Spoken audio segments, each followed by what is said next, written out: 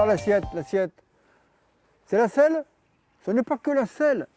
L'assiette, c'est proche, au-dessus de la selle. L'assiette aussi. Nous allons voir ça. Donc l'assiette, ce n'est pas que la selle. Ce n'est pas que le popotin posé sur la selle. Non, non, non, non, l'assiette, c'est aussi au-dessus de ses jambes. Au-dessus de ses jambes. Au-dessus de ses jambes. Ça, c'est une forme d'assiette, mais bien sûr. C'est une forme d'assiette. Ah, mais oui, oui, oui. C'est une forme d'assiette, mais bien sûr. C'est aussi une forme d'assiette en se rasseyant. Certainement. C'est une forme d'assiette que de poser la main ici. On éprouve son assiette. On éprouve son assiette. J'éprouve mon assiette. J'éprouve mon assiette.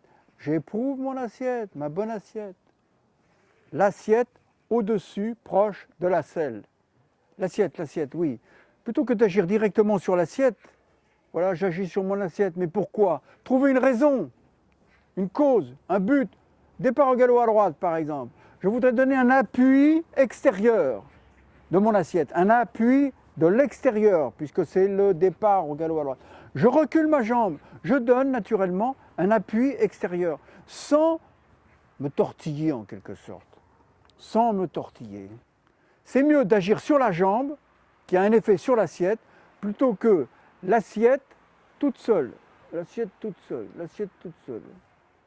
En conclusion, pour éprouver votre assiette, centrez-vous bien sûr autour de votre point d'équilibre, mais autour de ce point d'équilibre, changez les appuis, modifiez-les, sentez-les discrètement.